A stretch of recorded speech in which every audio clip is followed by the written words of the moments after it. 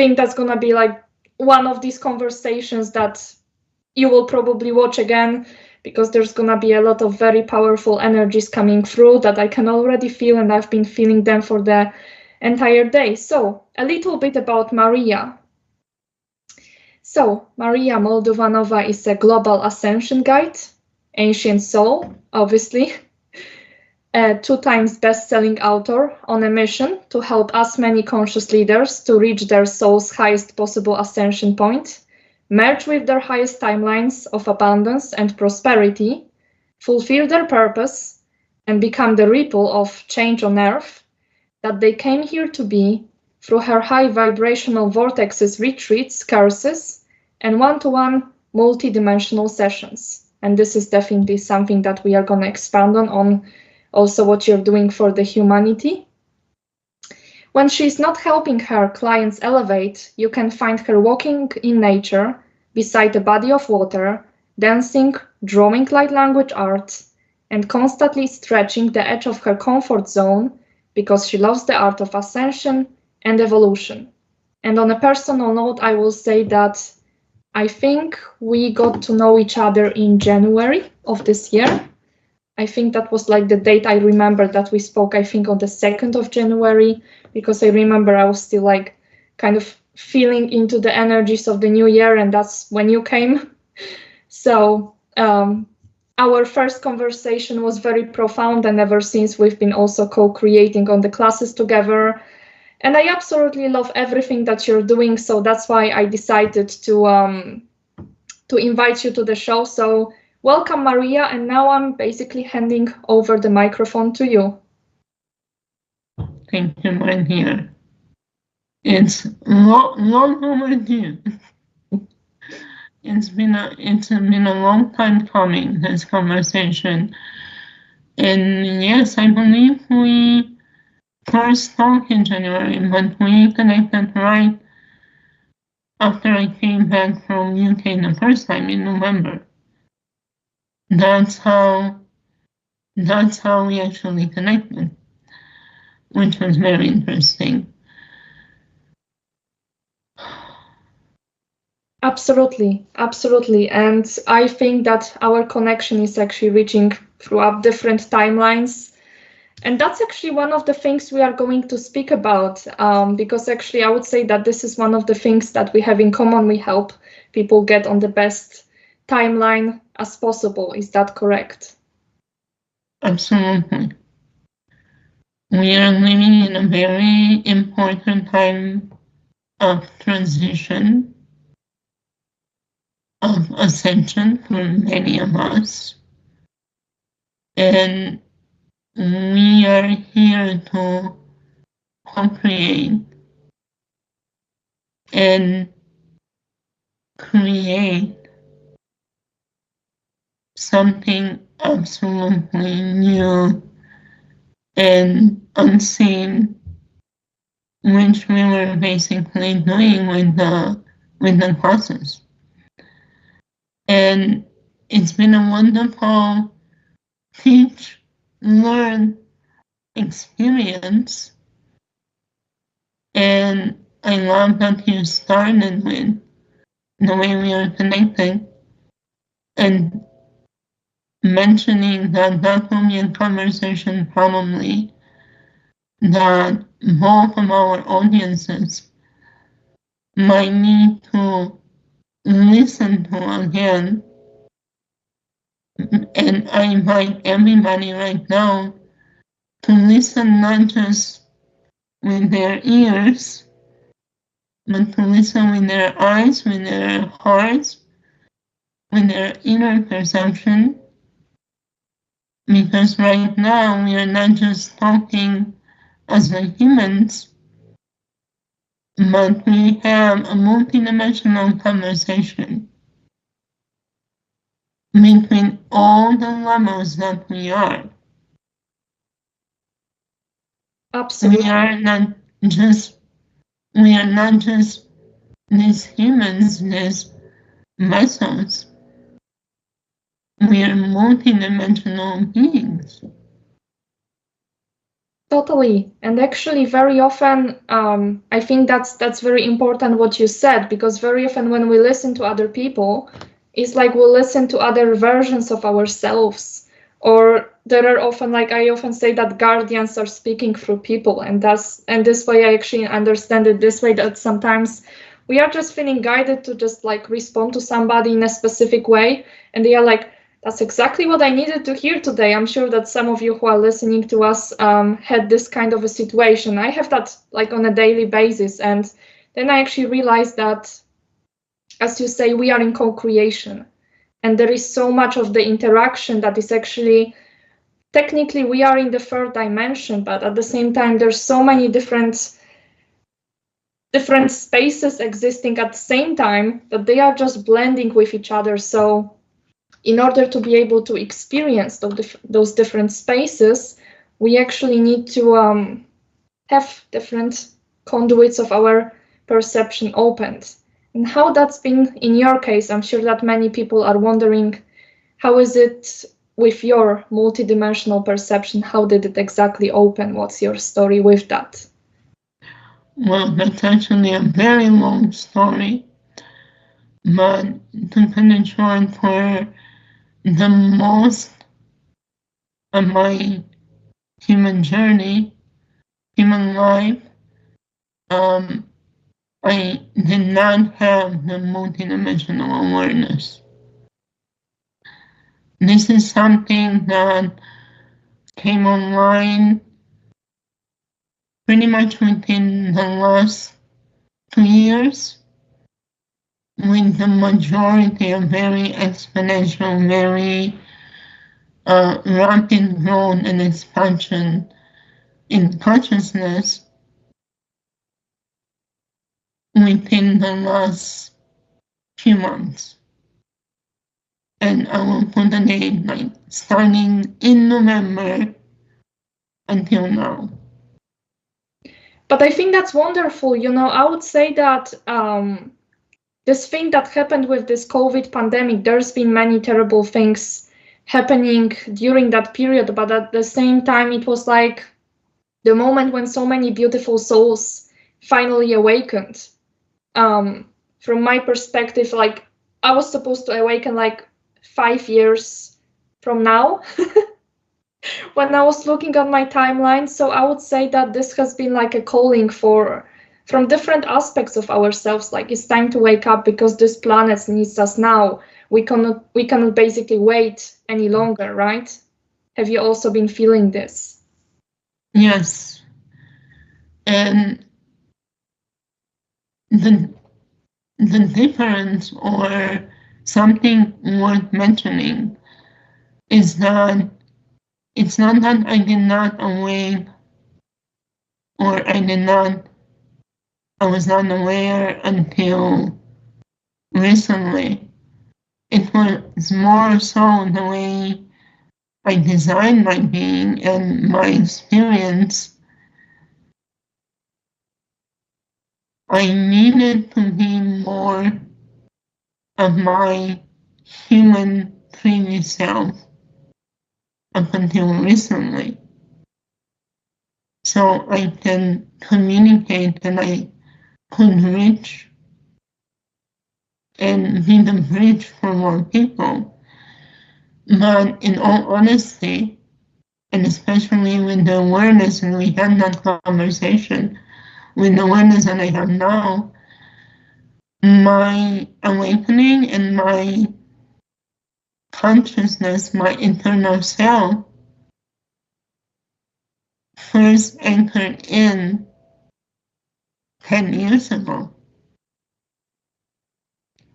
And that is very important to mention, because at the time, there was not that much awareness of what is happening to me. And again, it needed to happen this way. Can you explain a little bit more to those who never heard about you, what exactly happened 10 years ago? So, in my human experience, 10 years ago, I woke up one day and I could not I could not keep my hand up. I could not swallow solid foods. I was choking on water. It all happened in one day, but they were all different symptoms that were coming and going.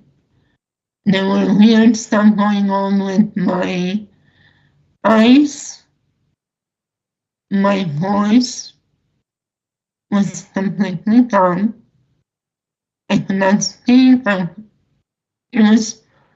Yes, I remember that you were sharing that experience in one of your books. That's been extremely touching. When I was reading that, I had chills all over my body, and now I have the same kind of an effect. So that feels like that was a very strong experience, but at the same time, it was the beginning of your transformation, wasn't it? Yes, it was very much needed. And I will say the dates. I don't put any meaning with it. If you want to expand of any of the meaning, I'm giving you permission. But from the human perspective, that happened in 2014. And at the time, to my awareness now, my consciousness was needed to be here as an anchor, as a frequency, as a pillar, more so than me being aware of what I was doing, or the frequency that I was anchoring. But my body was not ready for it, because the being that I am, the presence that my internal self is, it's so huge that, especially 10 years ago, there is no way for this to fit in just one body. And even that, as you know, there's many of me as a consciousness. Yes. And we are kind of spread all around the globe.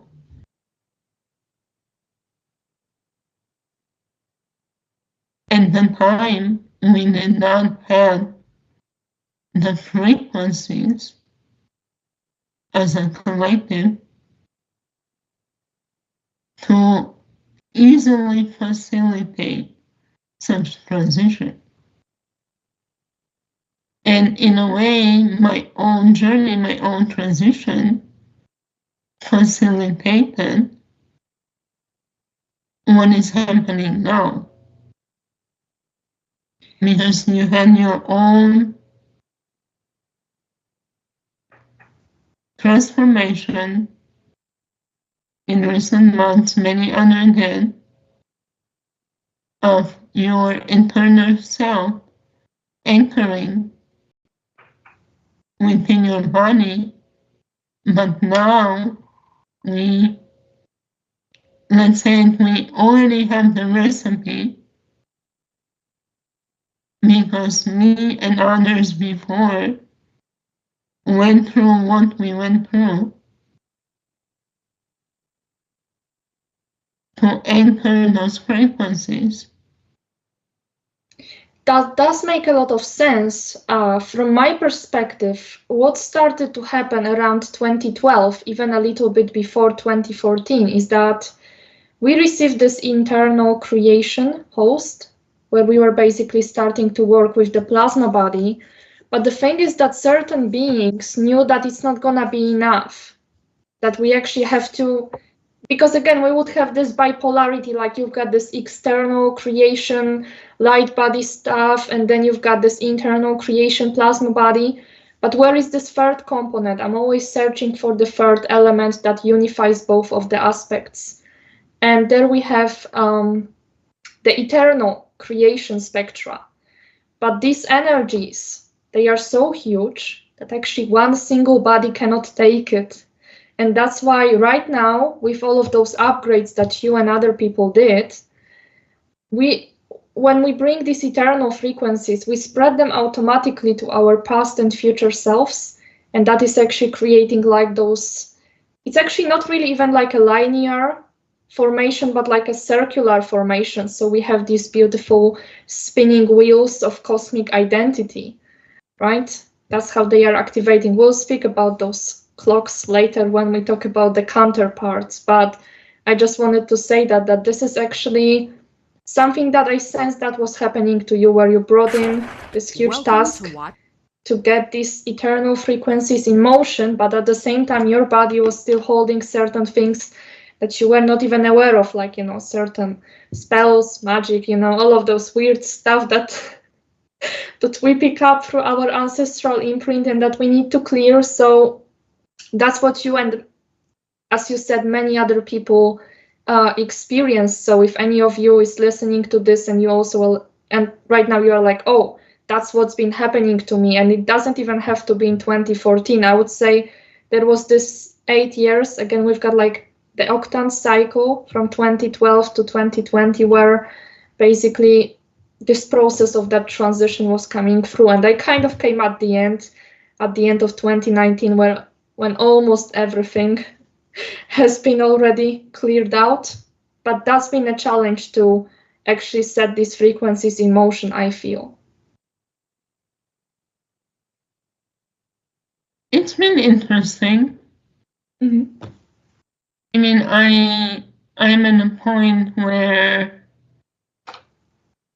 it's like you once you get the third way, like you said, it's finally you're in neutrality. It's not one or the other. It just is. It's the unity, right? So is it a challenge? Is it not? It just is. It was part of the process. It's something that we went through, and now we're here, and now we have the internal selves. Now we have the vapor body. Now we don't have to work hard to go through one to the other to the third body. We can use our internal self, and we can just vaporize everything. And it's this simple, right? It's always simple. It's our human mind that is trying to make sense of things that cannot be comprehended with the human mind. That is making it difficult. Absolutely. Actually, that's been something that I often have, like on the personal sessions where we are clearing a certain imprint, and, you know, he or she, they can feel that it's gone, like, right, it disappeared, and they are asking me, like, is it really gone? Because it's been with me for so long. And now actually, when we have all those higher frequencies, we can just burn things, vaporize, as you said. You don't have to work so hard with removing all those things. Everything is becoming much more simple, and you can do more things within a very short period of time. So it's about kind of sometimes, I would say, letting our higher self take over, if that makes sense. It absolutely makes sense, because that's pretty much what I've been doing ever since I entered her in 2010, even then I didn't have 2014. Even that I did not have the awareness. I have the inner knowing that was moving me through the process. I didn't see it, but I knew what is next. There was trust that you had in that process. Yes. And it is that trust that moved me through all of the different experiences. Because in the beginning, there was another thing. And again, it's not that it's good or bad. It was how my experience was designed to go into all the different places, all the different teachings, all the different programs to learn. And it will be, okay, I'm hearing this, and it feels right. And in the next sentence, it doesn't feel right. And moving through it, it's funny, but you know what it means. I kept hearing, okay, yes, not this. And then it was, oh no, that's not what I taught you. Well, let's get to that part where it's been really funny when I think we just came across each other and you were like saying like, I was teaching you. And I'm like, yeah, you were. That's been extremely interesting. It's been extremely interesting, and it's been beautiful to witness, and in a way to be witness through it, because you're one of my first student teacher that can actually see the connection and can actually see what is happening. Because in all honesty, I've been doing this for the past at least 2-3 years. Mm-hmm. As my higher self, I've been teaching the next life leaders, the next teachers, and in the same time as my human self, I've been learning from them. And it's like, okay, this is what I taught you on that level. Let's see how good you perceive the information. Right? And I think that's actually that's the one thing about so many different teachers in this spiritual movement, and they all have to learn this from somebody. And now the question is, who are you learning from? Where does your information come from? This is something that my I would say my guardians, my eternal self has been always telling me. Like, I was learning to heal different templates, like I was being just shown these different etheric templates at first in my visions, and they were asking me, where do you take your energy from? Where does it come from? Because you need to know what is the source of the energies that you're bringing to somebody. And that's also the same way with the teachings, where you need to know what is the source of your information. Did some kind of angel channel that to you? Or did you actually also got it like through remembering what you were doing in the past with it as well? Because that's very often also something that takes place. We either learn from other aspects of ourselves, also from the future, or from the past. So that's why there is a distinction, right?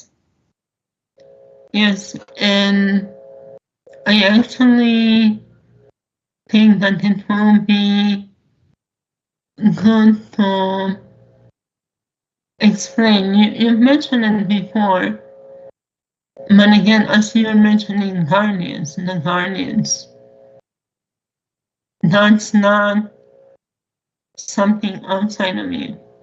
No, they are me and I am them. it's the same thing. With me, it's a higher aspect of me. It's another aspect of me. Yes. And in this regard, I love what Caroline usually gives us description. I don't have guides. It's all means. It's just different means. And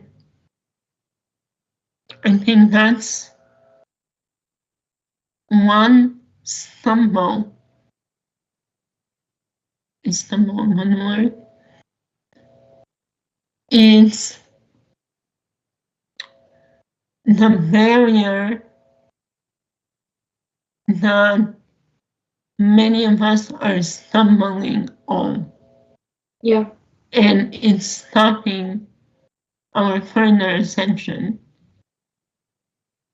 Because in the beginning of our awakening,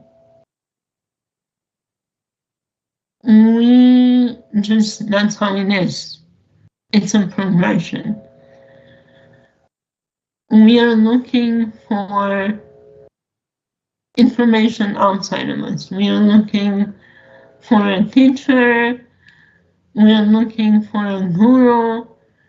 We are looking for someone to guide us.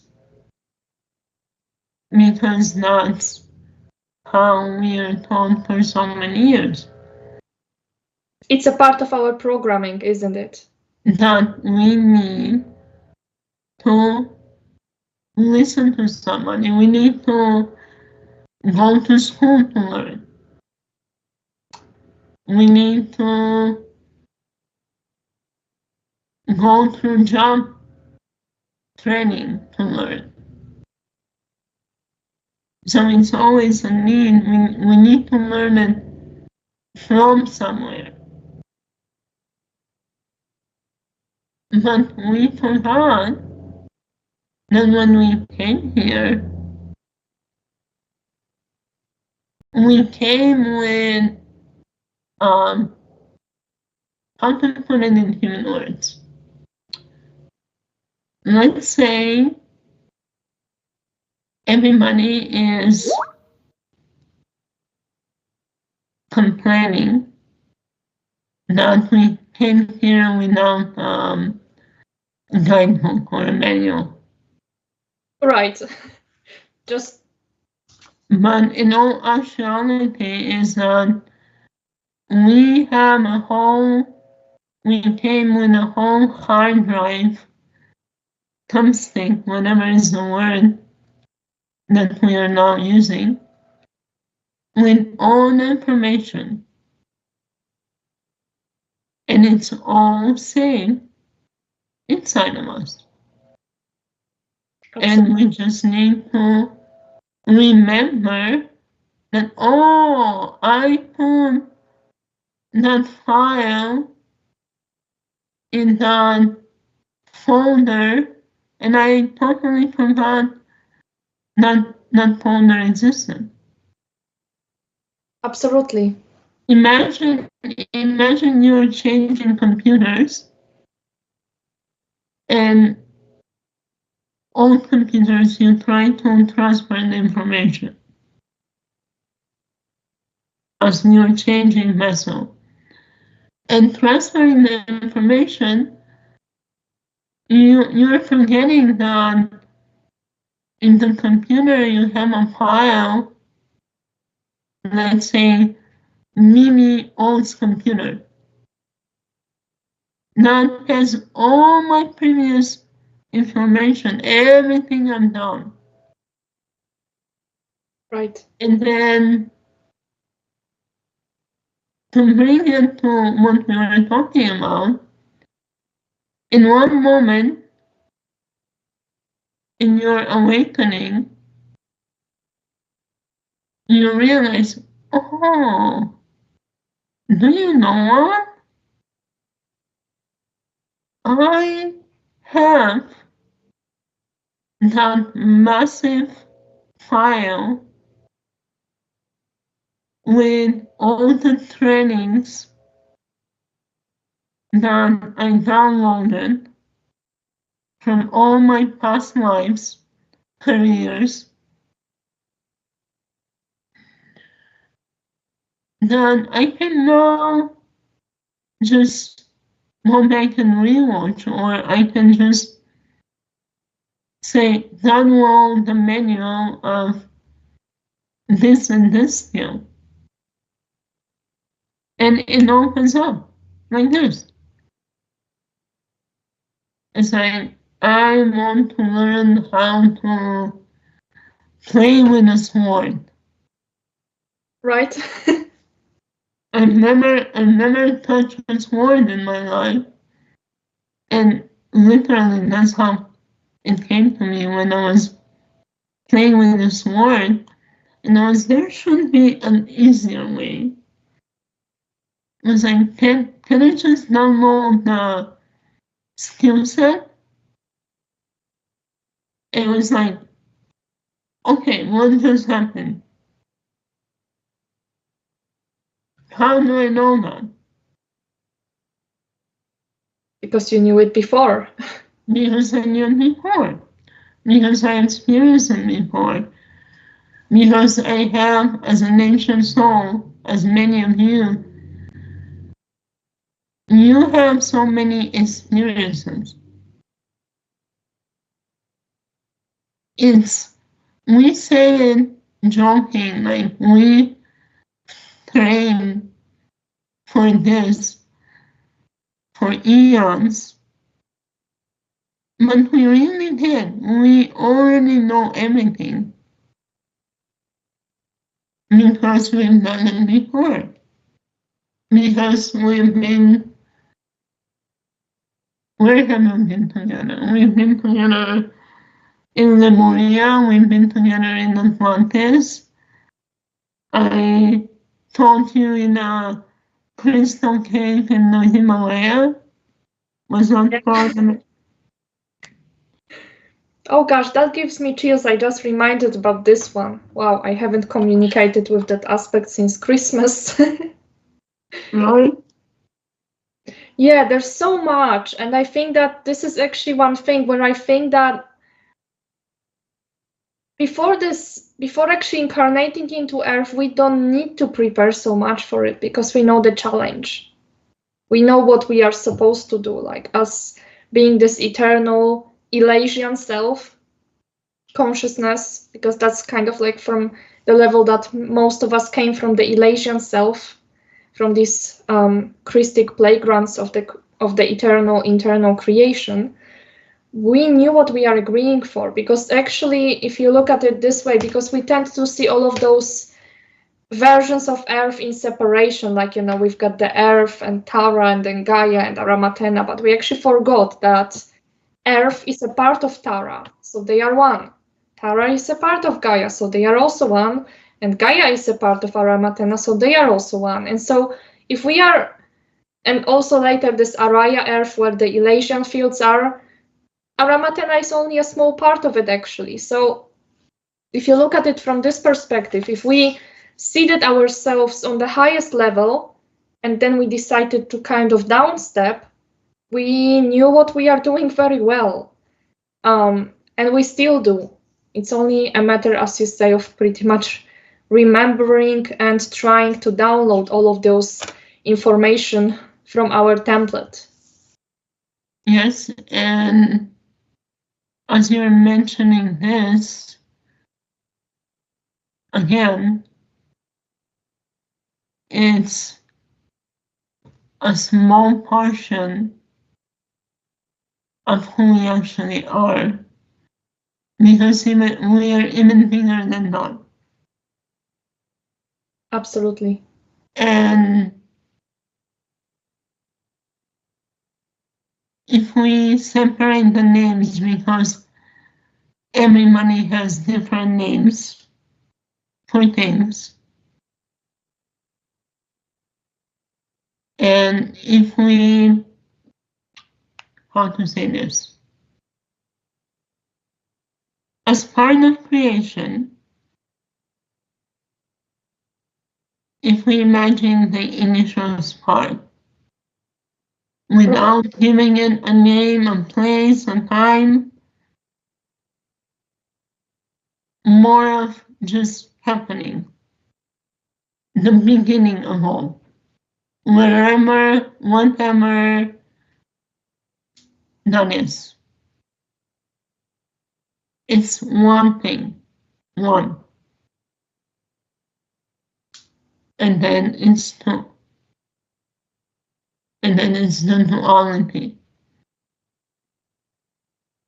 So at one point, we were all one. Christing, fallen, hybrids, anything you can name in between. Again, everybody has different encryption, different names for things. And I'm trying to word it this way so we honor all, because this is our journey back to selves.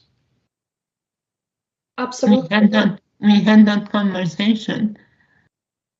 The beings that are doing different things than us, let's put it this way, that forgot about the fact that we are one, right? At some point, but we also forgot, I think this is very important to highlight, because we are so focused on just highlighting the living light, the being in light, that we forgot that our shadow selves are part of us. It's like one without the other cannot exist. Exactly. If that makes sense. But, and this is what I see in many communities, and that's why I've been in so many different places on my journey, because everybody is focusing on us versus them, that we ultimately forgot that us versus them, it's another level of separation, of distortion, of divide and conquer, if you want to use it as human expression. I think that's the reason why they can still get to us, because if we are not in this mentality that we are one, but again we create this separation, even if we are like, we are the light and we just fight against the evil, it doesn't work like that. So we have to, you said something that was very much on point, that actually at first we don't remember either that we come from this oneness. So what starts to happen is that actually we kind of start to match their vibrational encryption, and that's how they can attach to us. And then you kind of have that period where you step into light and you become maybe slightly stronger, because you are aware that, okay, I have some power, right? I have some power in me, but that's still not enough, right? You actually have to also stand in that position that I love you, I love myself, and I obviously don't allow for anything that is going to break my free will, but I'm not going to attack you either, because I would start to act on the same principles as you do. So this is the reason why we are still here, because there is still a certain part of us that is basically still in that drama. But there is one other point, because what you're saying is I will not attack you because I don't want to be you. Yeah. But I am you. So it almost comes to the point where, yes, I see what you're doing. No, I don't agree with it. But I still honor your experience because that's why we came here, to have different experience. And one is not better than the other. I will not try to convince you that my way is better. Yes, I will show you my way, I will share my way, but I respect your way too. Does that make sense? Absolutely. And I think you touched on, yes, I think you touched on another important subject that actually it's again, we should never compare our experience to others' experiences, because that's actually when we kind of set all of these projections like, oh, I wish I had this life, blah, blah, blah. You chose this life for a reason, and you chose all the previous lifetimes for a reason. So when you're coming across certain things that you need to release about yourself, certain things that you need to heal or realign, they are being shown to you, certain aspects of yourself, so that you can understand your essence more. Like, people are asking, why is this happening to me? Why did I have such a difficult background? Well, there's a certain reason for it, and now you have to look multidimensionally. Because as I was saying to my client today, well, a doctor wouldn't come up with that, why you're having that pain in your shoulder, because he would never figure out that actually you have like a really bad mark on that shoulder. So that's why actually remembering all of those different aspects of yourself, this is the way to actually begin this process of healing. Well, does that make sense? It does. And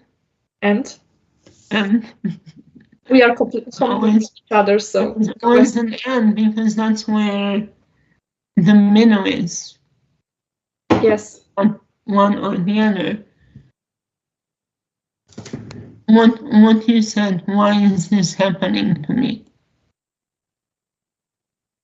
Well, why is this illness happening to me? To go back to my human experience. No doctor could explain what was happening until I was diagnosed with an autoimmune disease, so I had an explanation. But as a human, again, yes, it happened to me. It doesn't matter if it was because my higher consciousness was downloading or I had a human disease. As the presence in that moment, the why was not important, because I had a choice. And in this dimension, more so, this is not a dimension of knowing for many of us, and there is a reason. And what would you say is the reason? And even the ones that think they're knowing are knowing very little.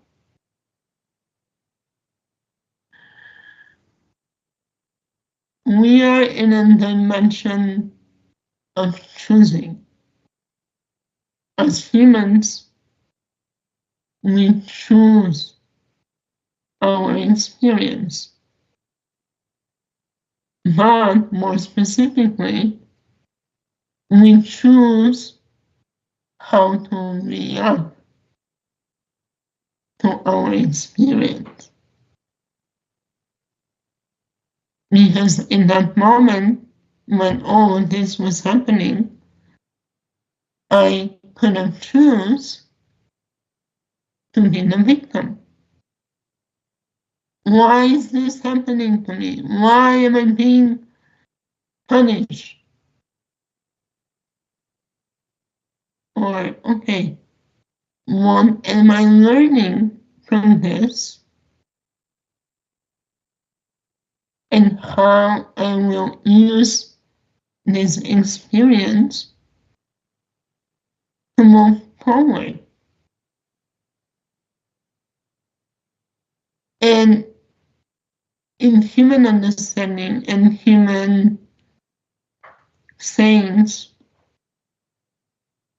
again, judging the experience bad or good, valuable or not.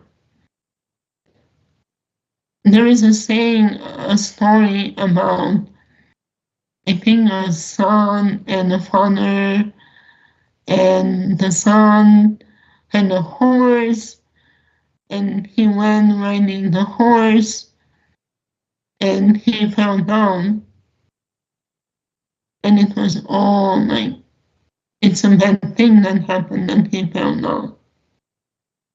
But because he fell down,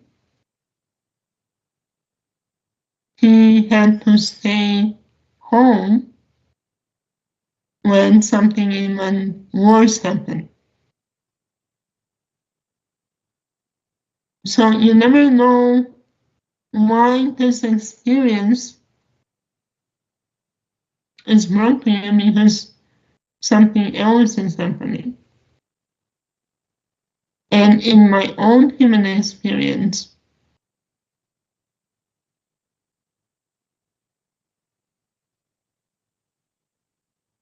the disease that I had and me having that experience and me choosing not to be the victim, not to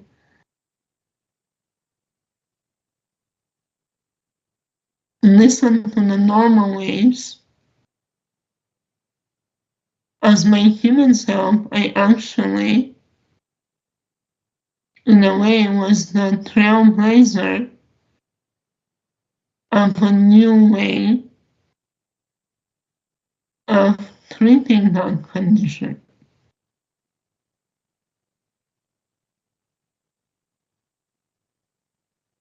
And that brought ease and freedom to a lot of the patients after me.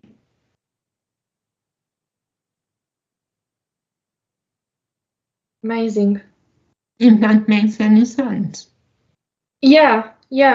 You've basically gone through this, so like you managed to transform this disease imprint within your body, and you set the imprint for others to follow it. That's probably what you mean, right? Yes. And on the human level, because again, we are downstepping. Yeah, you basically downstep that imprint. Manifesting in human form, because so what happened with autoimmune disease, I needed the treatment that I was given was that I needed blood plasma clearing every week. Mm-hmm. And a lot of the way they were doing it at the time was very inconvenient for a lot of patients. They they had to have like an outside, what is called, center line, which is very limiting in your human life because it's something that can bring infections and it's really hard to carry for. But I did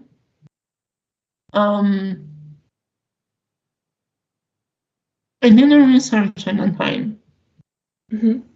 And I told my doctor I found something else that is used for cancer patients.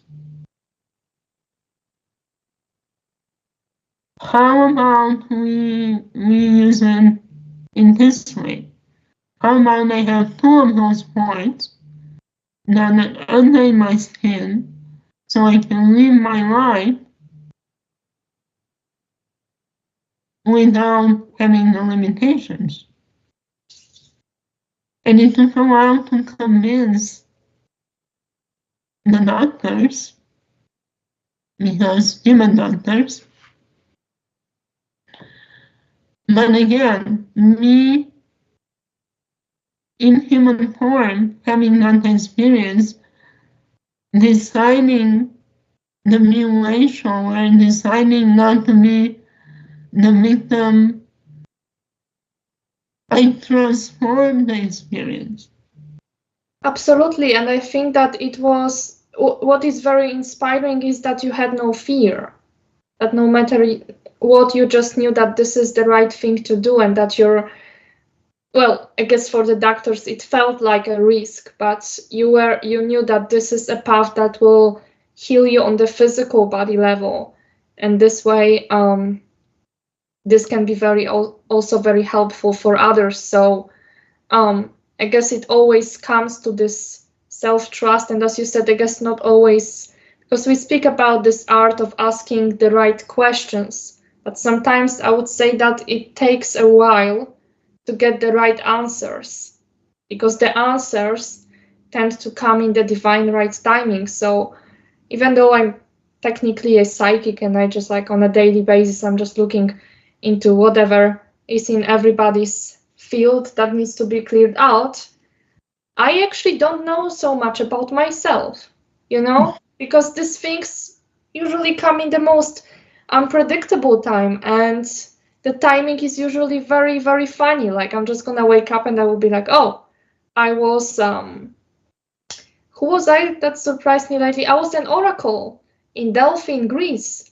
Wow, I didn't know that about myself. I guess that's why I want to go to Greece in the first place. So there's been a lot of very interesting synchronicities, because actually, since we are in this dimension where it's not about knowing, but as you said, actually also learning how to use that free will, because in those higher dimensions, not even higher dimensions, but beyond the dimensional scale, where we just co-create everything in the Christic way, respecting everyone's free will is not treated as a duty. It's like a routine, like you're creating your own playground.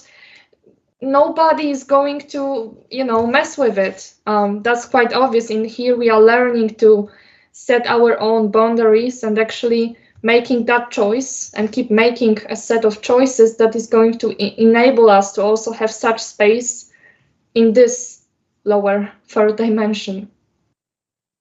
Yes. And like the playground comparison. And I think we had that conversation in the beginning when we met. It is really a playground if you think about it, and we are all children playing games. Some know how to play nice, some don't know how to play nice. But as we are looking and learning as children, we learn how to stand up for ourselves, how to create our boundaries, how to exercise our free will, sort of. That's a good term. I like that. But in the same time, the biggest shift, and I think I've shared with you before, it's like until recently, we were playing on an unsupervised playground. On a playground that somehow I will use a visual for this because I'm not sure where she's going with this. But it's like, imagine we entered a playground, and I don't know how it's in Poland, but here in US, usually there is signs Right. about the rules of the playground. Let's say this playground, if it's climbing stuff, let's say this playground is only for age 15 and above or something. Mm-hmm. But there is rules. And that is interesting. So we are the kids in the playground. The rules are behind us. We are in the playground. We are playing, but we don't know the rules. So we don't know that if somebody that is not supposed to be in this playground comes in and starts bullying us, we have the right to say, you're not supposed to be here. And I'm not allowing you to be in my space. And outside of the playground, here are I will use parents, but it's not parents. Mm-hmm. You can use guardians, you can use higher self, you can use older self. If you're not playing nice, if you're not following the rules, I have the right to go and say, please help me. I don't need to figure it out on my own. I don't need to keep fighting on the playground. Does that make any sense? I mean, this is brilliant. Do you want to finish? I think that's it for now. Okay, because I think this is brilliant when it comes. I will let you translate it. Yeah, I mean, it's absolutely brilliant, I would say, when it comes to understanding what our eternal vapor bodies are. Because we can say, like, we are calling on our guardians, but, like, we activate this core eternal body in ourselves. And I've been just doing that, like, when things would get very tough with those, certain rebelled entities. And instead of just, like, paying too much attention, I would be just, like, telling my eternal body, like, just please help me, right? Please help me get them out because I'm getting distracted and I'm working on something.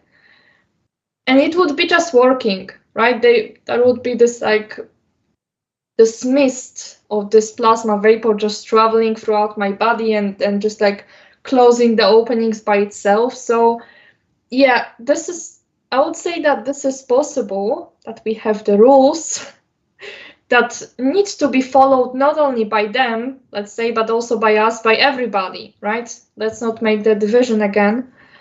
And that's thanks to the eternal creation frequencies, which basically respect everybody, so everybody can come to the playground. No matter what kind of race you are, what kind of skin color, or what kind of universe you're coming from. No division into like, we don't like the lizards or we don't like the spiders. Everyone can come in as long as they will also want to play the same rules. So I think this is just a lovely comparison, actually. Yes, and that is the main difference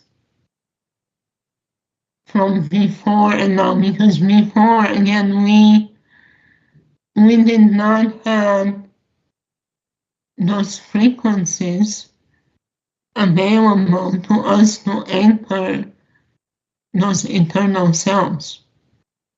But it's right now, like you said, you have more important things to do, like play on the playground, be your creative self, build castles, build the most beautiful castles,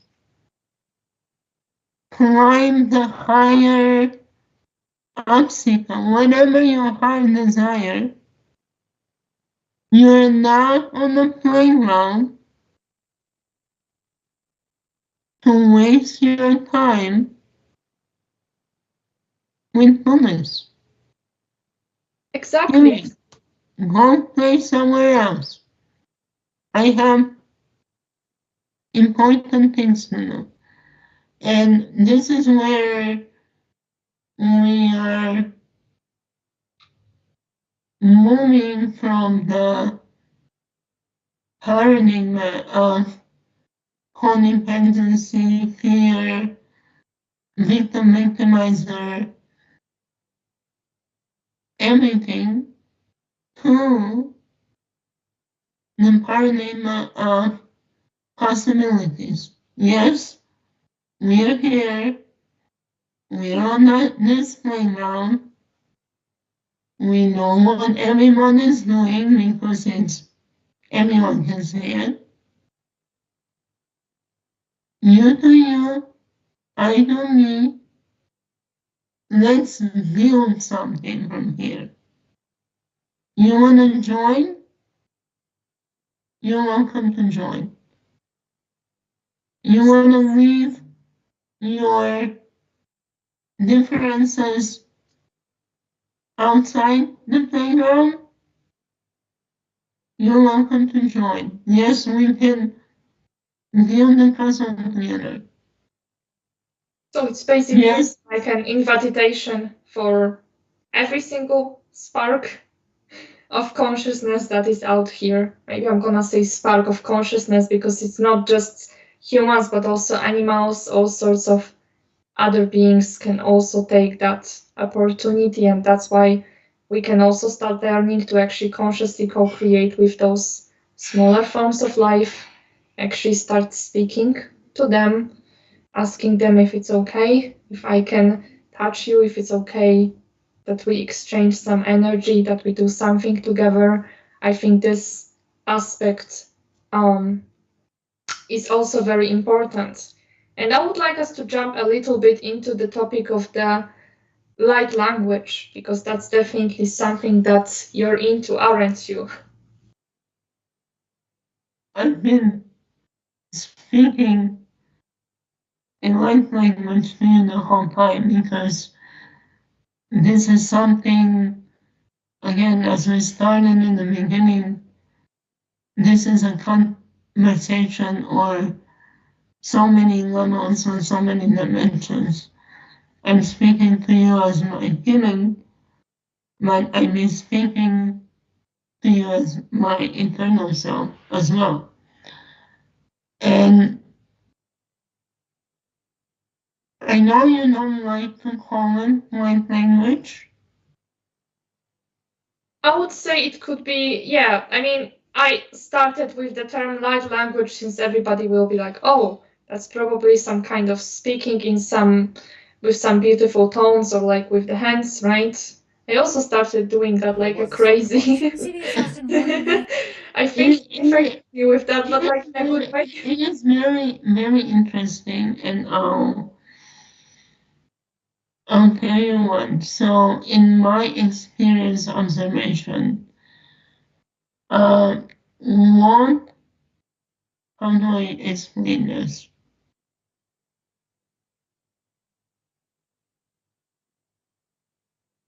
One, I speak when I do the hand gesture and everything is not necessarily the light language. It's level up.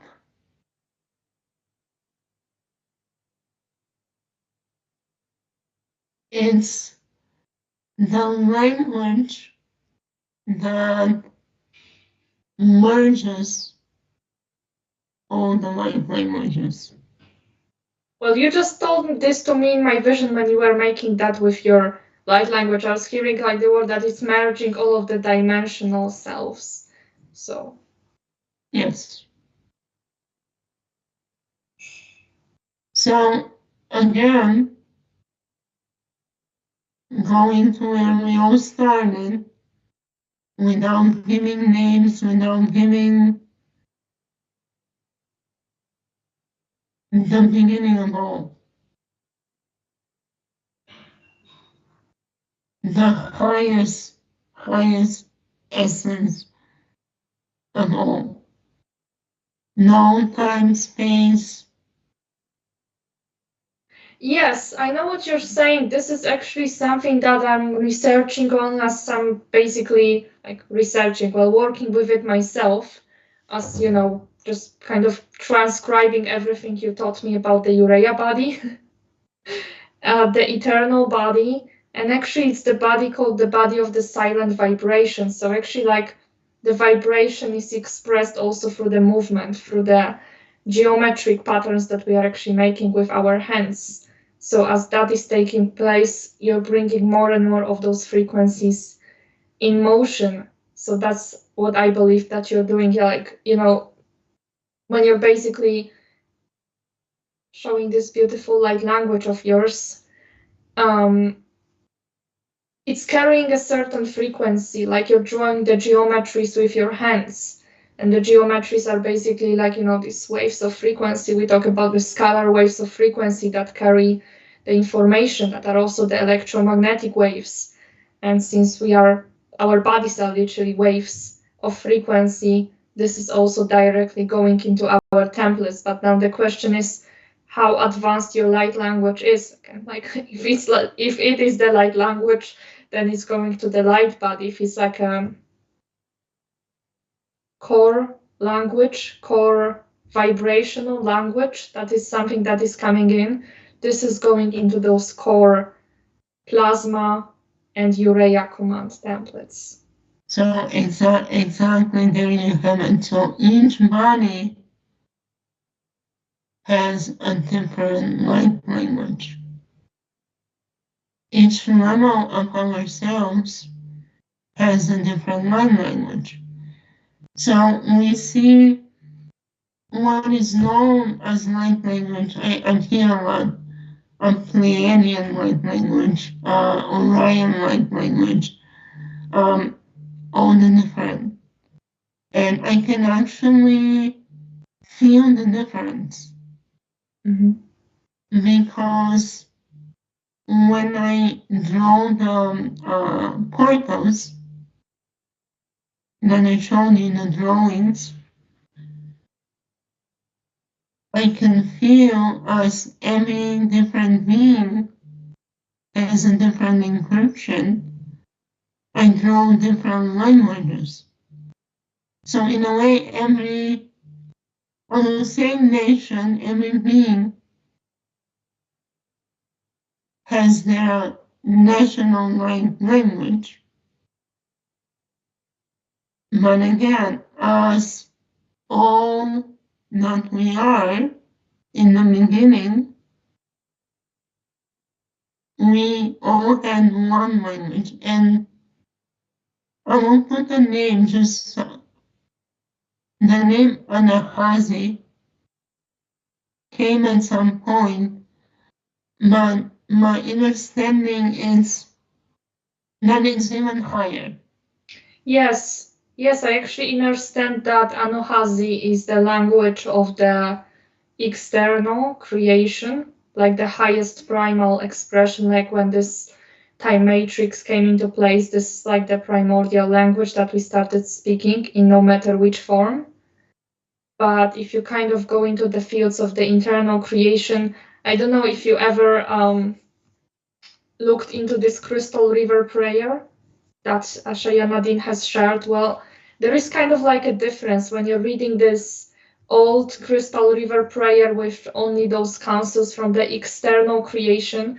It is said in the Anahazi, but if you kind of go beyond it and like you've got this prayer of Elisa, it has a different encryption, totally different sense of words, and this way you can kind of see that it's a totally different level of the language. And I think that even once we go into those eternal creation fields, I don't think there will be a possibility to like transcribe it to the spoken prayer, because we don't really speak audibly there. It's just like you look at me, I look at you, and we know everything, or even like before even looking at each other, everybody knows everything. There is this is a completely different perspective on it. So yeah, I do agree with you that there is kind of higher than the Anahazi, and then you've got those different languages that are not even spoken aloud. So and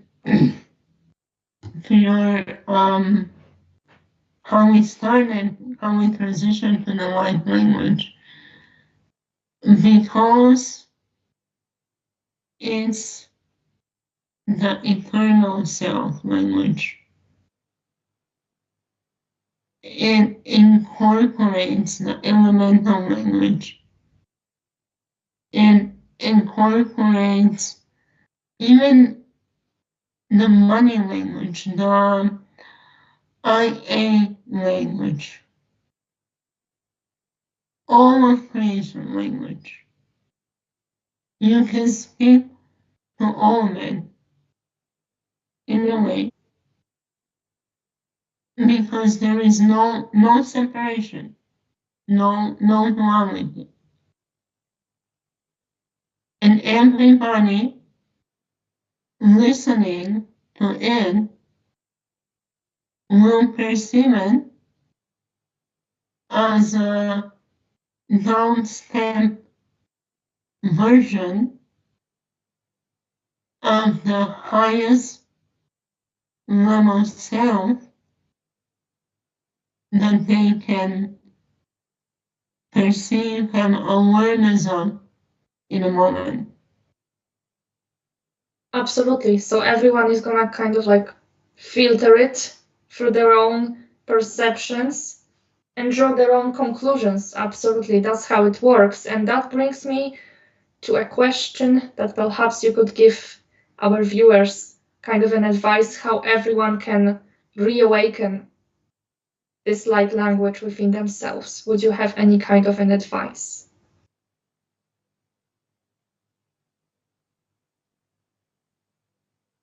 Just sit with yourself and ask, what is my light language? Mm-hmm. In all honesty, this is how it started for me.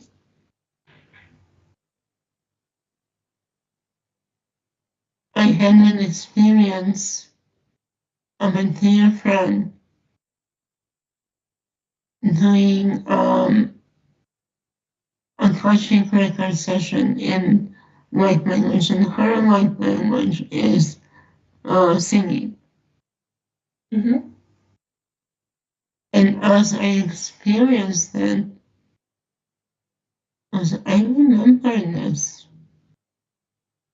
It was like she spoke to my soul. I remember it. How do I remember it? And then after our session, I sat down and I asked, what is my light language? Show me my light language. And the first one, it was kind of singing, voicing. It felt familiar, but it wasn't exact. It was mine at the time. This, as you see it, came a few weeks later when I met my counterpart. Actually, it was as spontaneous. Um, I just started speaking this language, and our beings were understanding each other. Even then, in the time, our humans had no remembrance, understanding, or awareness of what was happening. And well, since you already touched, That's how it started. and since you already touched base on that, can you explain what is like the difference between when we speak about those twin flames and the counterparts in your perspective? Because there's like just a lot of different theories, and I would be curious to know more about your perspective on that. My perspective is that everything I know, it's nothing that I know. Like with everything, it's evolving. But what do you know at this moment about it? The How current much time do we have? We have 40 more minutes. I said it, as I told you, it's a 2-hour show, so we don't even have to rush, you know. No, I know, but when we are in this vortex together, it's linear time don't exist. So I know. making sure where we are. Okay, we're here. We are entering here. Yeah, I mean, I feel like we are just getting started, so crazy. Okay. How do we present this? Let's see. Water, twin flames, water, counterparts. I feel like there is a difference. And again, I will share my experience and you can kind of translate in whichever way it's best for your audience and whatever we're trying to accomplish here, which only our higher selves have understanding of. Absolutely. Let's go with it.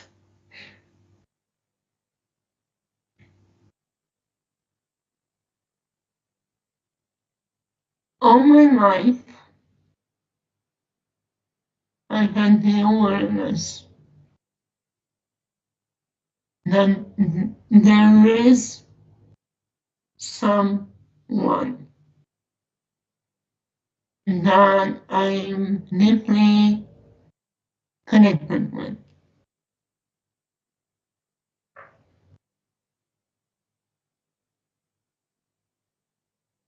And it's always been that longing, searching,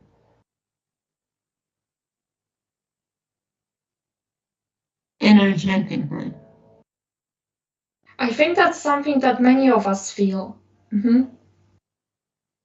And that's a normal thing because, again, if we go all the way from the place of no names, no the beginning of all, when everything is one, and then there is two, but not two separate things. It's like the one thing, but one is slightly magnetic, one is slightly electric. Right. The masculine and the feminine. And you know that, again, this beginning of the all, it's down-stepping itself. And even on the internal level, as who we are, we do have the masculine and the feminine both within. So the normal is not a good word.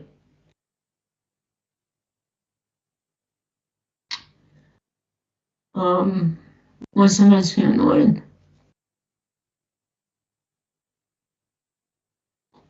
The natural progression of us coming to our eternal selves. Yeah.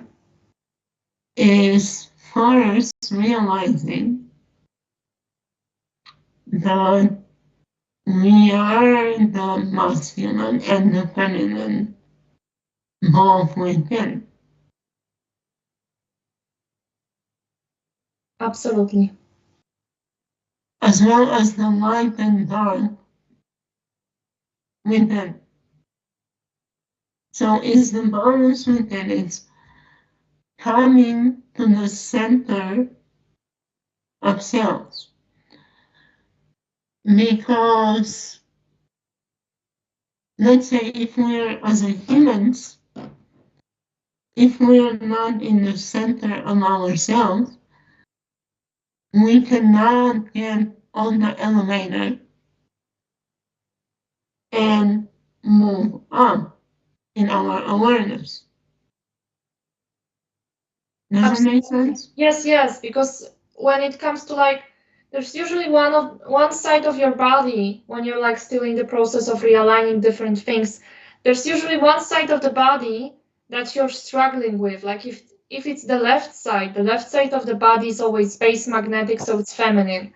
The right side is more electric, it's base masculine. So basically, when you're kind of having those different issues on different sides of your body, this indicates which aspect of you is having more distortions, and it might basically throw you off balance. So like your body might be in this internal conflict of like this right side of the body being okay, but like the issues being with this divine feminine, and then basically this aspect of you is being suppressed. So basically you have to get yourself back into that center, and that's also connected to realigning the left and the right side of your brain so that the logic could be in alignment with the intuition, right? So it's also like this purely on the body. And how is it related to the counterparts? And again, suppress is the judgment. Yeah. Because it's all connected, nothing is separate. So when we are judging, oh, my feminine is suppressed, my masculine is this, we are not in balance. But to your next question, how is it connected? Well, once you are centered within yourself, the next natural step up, kind of moving the elevator up, is to realize that, oh, I'm not just the person that I am. I am more of just this body. And, oh, that's a good one. So let's say when we were inventing the curriculum for Earth School, Right. because we are in Earth School, we are learning, but the old version of how we were learning is, okay, I realized I balanced my feminine masculine within. Now I need to learn that there is another self, let's put it this way. Yeah. So imagine whoever was writing the manual say, what is the best way to introduce this subject to this level of human awareness without breaking their will and without blowing up their circuits. Yeah. Because imagine you in the beginning of your awakening, somebody comes in and tell you, you're not just you are 20,000 other selves. Yep, that would be. You will be a little bit like, so in a way, again, if we try to translate it to the simplest playground experiences, and the kids, how do you, that's interesting. How do you introduce to kids a subject that is too much for their understanding, but they need to learn so they move safely on their journey? And that's a very weird comparison, but how do you talk to kids about the subject of sex? You don't explain everything to them from A to Z. You are giving them like the lowest possible version that they comprehend. So if we go back to Earth School curriculum, okay, let's say we'll introduce the other self, the twin self, but we will introduce it in a time when they're ready for it. And say that there's this divine timing for everybody? Yes, so I will stress on the right timing. Again, when the children have the needed awareness and lessons to comprehend all of it. But my understanding is that at some point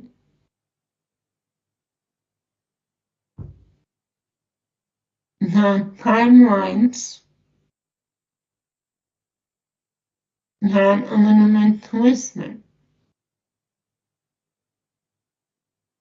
So what started to happen is that those twins started meeting at the time that they were not ready to comprehend, to understand. There was not the conscious awareness of what actually is. You know, as you speak about this, I don't know, I literally had tears coming into my eyes, so I think it's like, I think it's triggering something, but yeah, I think that is very true. This is related on, this is actually a part of the targeting of the twin couples where they are either born on the wrong timelines, in wrong families that they are not supposed to be born in, and this could be a part of the personal targeting, but it's also part of that larger agenda against a family of consciousness. So I totally agree with this part, and I guess it triggered something. And again, we are at the point of we're not judging what, why, what, like how, because it was not that much of the targeting, it was that the twin pair activation was needed at the time because when the twin, and actually when the counterparts, and I will explain the difference further, but when the counterparts come in union, and when I'm saying union, it's even that physical being one next to the other, meet each other. Their energies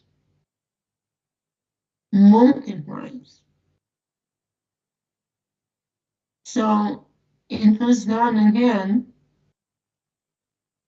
because that was a way to get us to the higher point. Because again, a lot of the counterparts,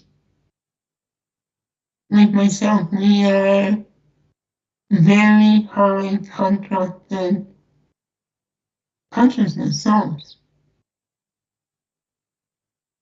So we knew what we signed for. Yes. Even though we didn't know, and we still don't know, but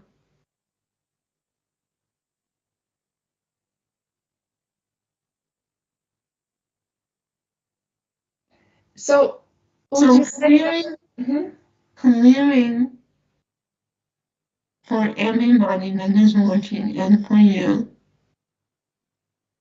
Again, the victimizer, because that's what is coming up. It's like, yeah, I'm a counterpart, you are a counterpart, you know it, I know it. And this is when it's coming. Oh, they did us wrong. No, we chose to do it, even though our human selves were not aware in the moment. Absolutely. And I think that it's also good to imagine a counterpart as like, you've got this 12-hour clock, as we were talking on the classes, and like, let's say you're the 12 and the other is the 6. And so when those two come together to the center, they actually cause the activation of the other 10 that are on the same clock as the other two. So it's basically triggering the spinning of that cosmic wheel, of that cosmic clock. Yes. And to make the differentiation, I guess, between twin flames and the counterparts. So the counterparts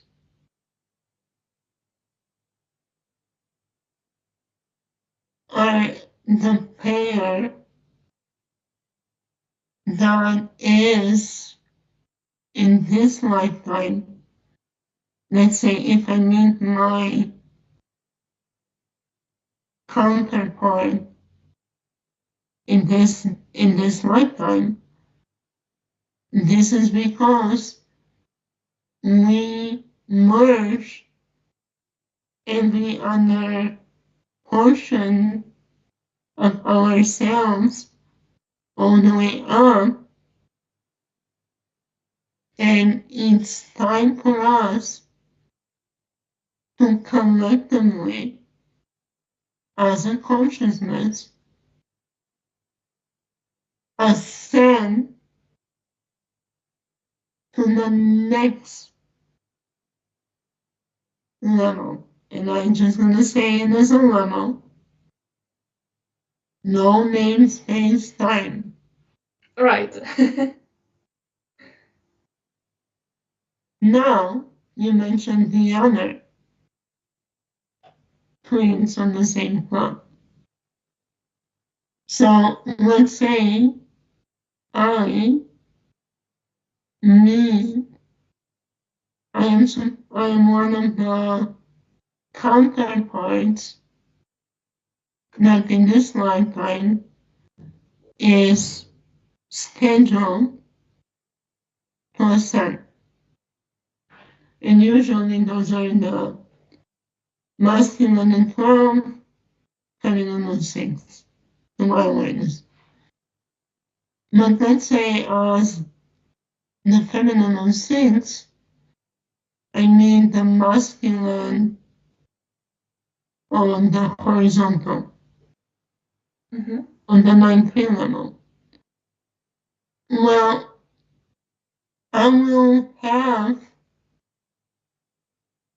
the feeling of, yes, he is my twin. He is me. But he is not the one that is scheduled to ascend to the higher level and to come to union in this way. In that makes sense.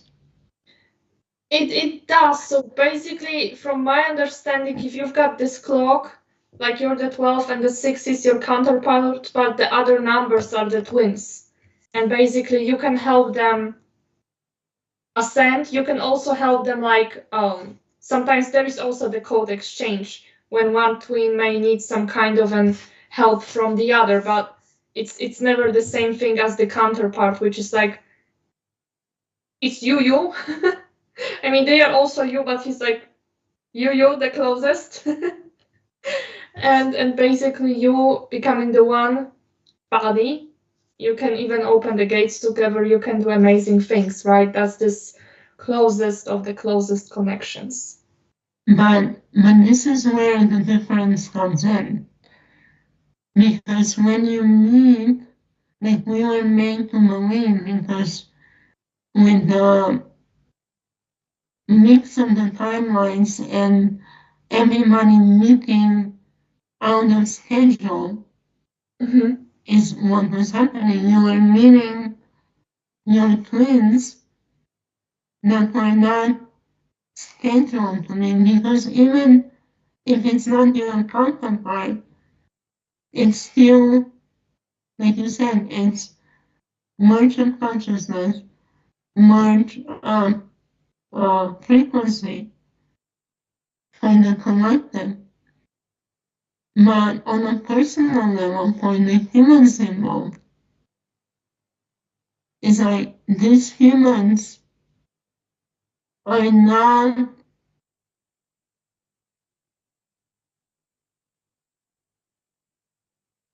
frequencing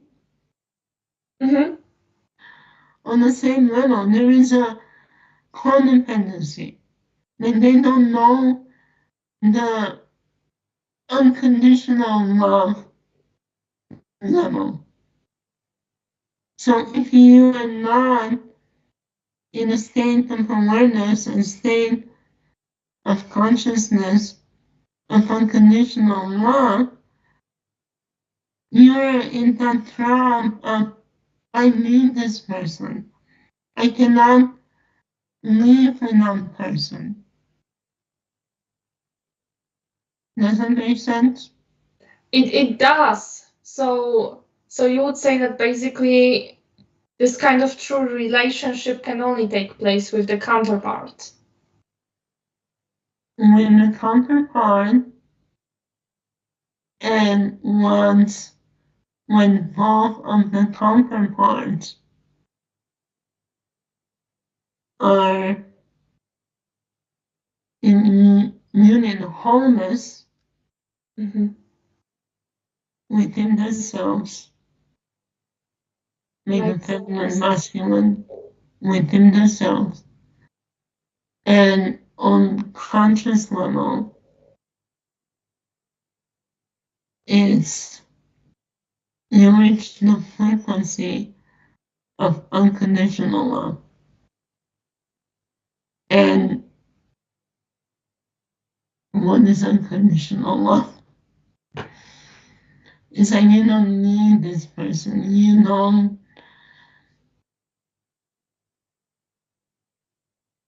It's not like you cannot live without that person. I don't even know how to explain it because it's a level that there is no expression with human words. It's like a feeling in your body.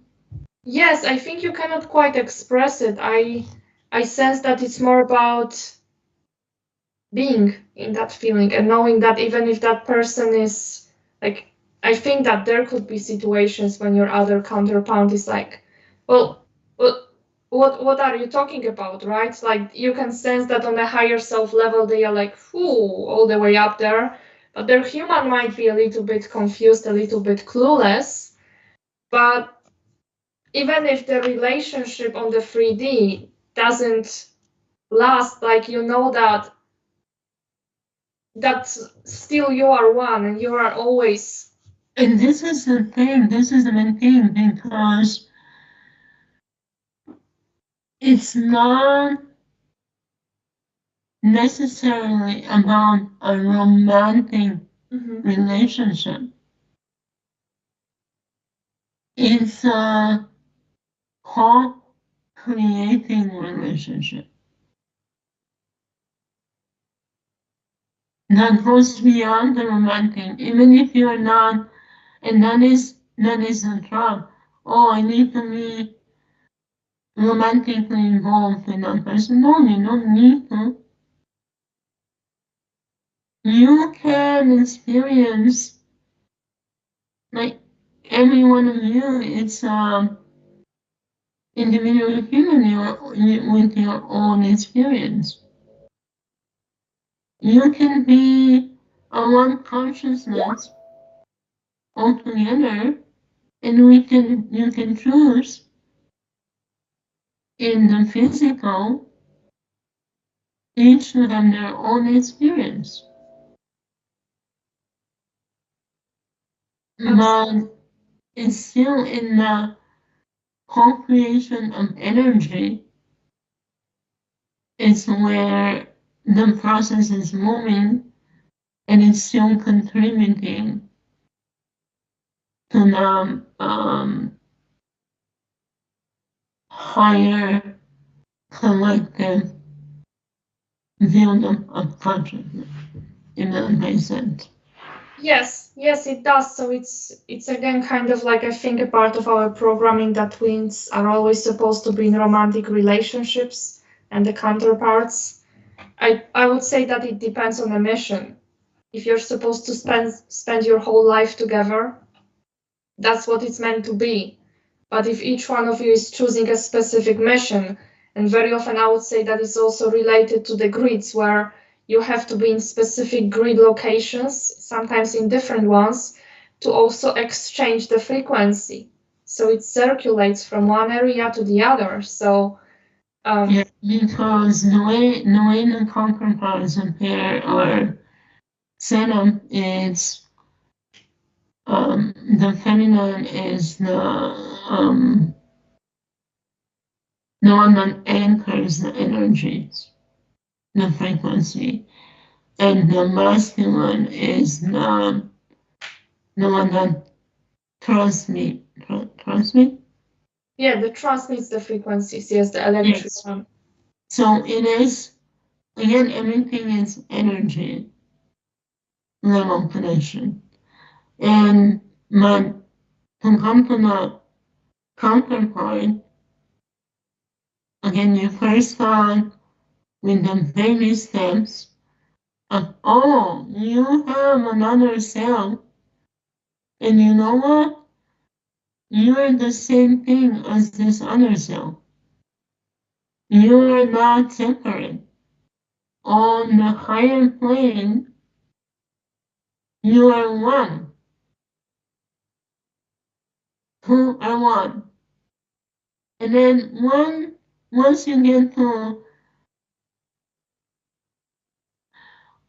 get used to knowing that you're not just one, you're two, it's like, oh, by the way, we have that clock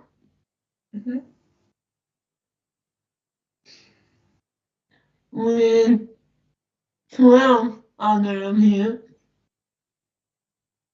that you're now merging and you have the awareness. And then once you're kind of warmed up to that level, by the way, you have 12 times 12 on the next level. That blew other people's minds on the classes, didn't it? This is why we need to teach and learn it the way it was, because again, you cannot start with you are 20,000 cells in other bodies and in one consciousness. But and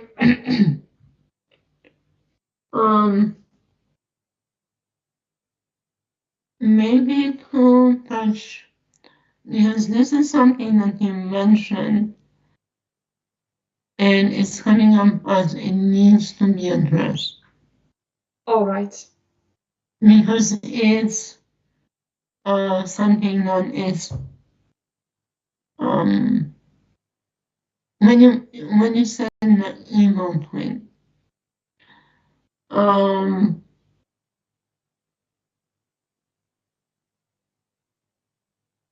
on, where I'm going with this. Well, I'm curious myself because I've been using it in two different contexts. Yes, I know you're using it in different contexts, but there is a lot of people talking about, oh, before you meet your real twin, which, let's say, will be the counterpart you meet your karmic twin. No. And what the term for a karmic twin is, from what we explain, the understanding is like those other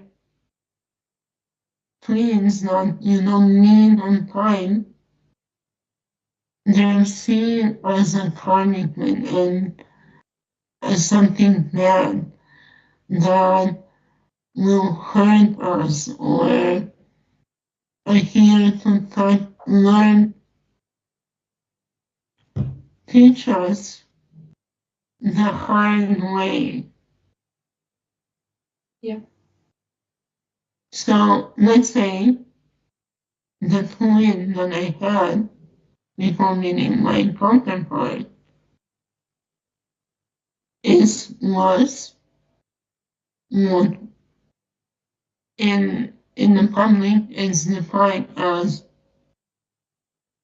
a karmic twin. One of the lower ones. But from the awareness that I have, because again I am in the ascension at understanding all the steps,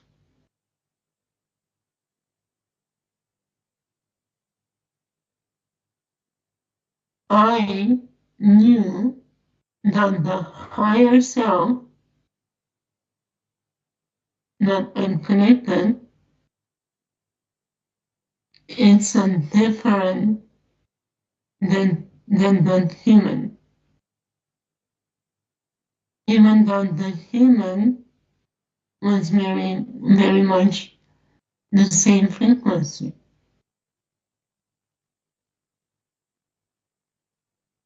And that human was actually someone that I was very much connected with. I had many lives together with the human. And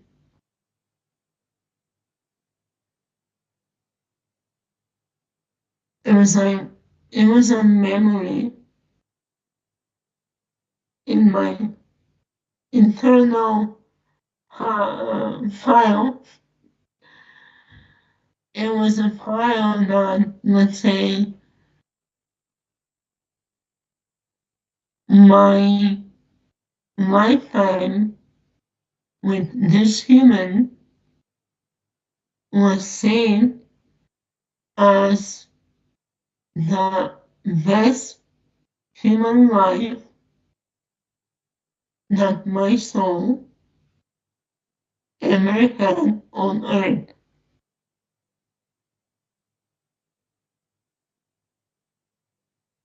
And for me, that came up as when I find out as a human, I had all my lessons. I had a loving family. I had him. We had a beautiful family. At the end of it, I was strangled in front of him. Mm-hmm. So that was something that again, it was karmic because yes, it brought me pain, Experience. experience in this lifetime, but also because I had the awareness and I was connecting on the spiritual level. He brought me the knowing in my body of what love, soul love, is. Is I had, and that's why it was. So to kind of like summarize it, I would say that the karmic twin is more about the fact that you've got those twins from, you know, the other sides of the clock, and you come into different situations, into different experiences to learn together, to clear anything that used to be between the two of you in previous lifetimes. When it comes to the evil twin, well, that's basically somebody literally inserted into your hologram to just actually block you from coming across those other true twins, no matter what kind of level that is, because again, we've got all sorts of levels of twins. So, wow, there's been a lot of things we've been talking about. Is there anything else you would like to share before we finish? Any kind of last message, or do you feel like we just went through everything we were supposed to? I don't know, we went through so many things. I feel like there will be more conversation, but I think it's safe to say that we cover enough not to blow anybody's fuse. I think so. But to give enough understanding of what is what and what is not, and how everything is and is not, and it's in the middle and it's neutral, and Yes, and basically getting out of this dualistic way of thinking. So thank you so much. It's been so lovely with you, Mimi. I absolutely love our conversations, and I'm sure that we are going to do this again. And just want to remind that all of those who are listening to our show on Rumble, please make sure to click the thumbs up and the follow buttons so that this platform that we are on could keep growing. I'm very grateful to be here, and I'm also very grateful to be here with you. So thank you so much, and I guess until the next time, right? So much love, and thank you for everybody that is listening to us, and I will see you guys next week. Bye bye. everyone.